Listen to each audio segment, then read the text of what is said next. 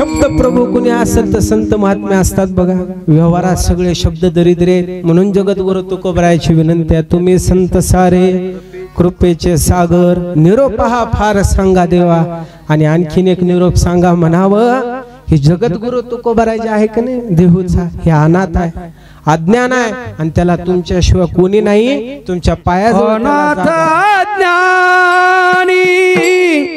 कोणी नाही त्याला, अनाथ अज्ञानी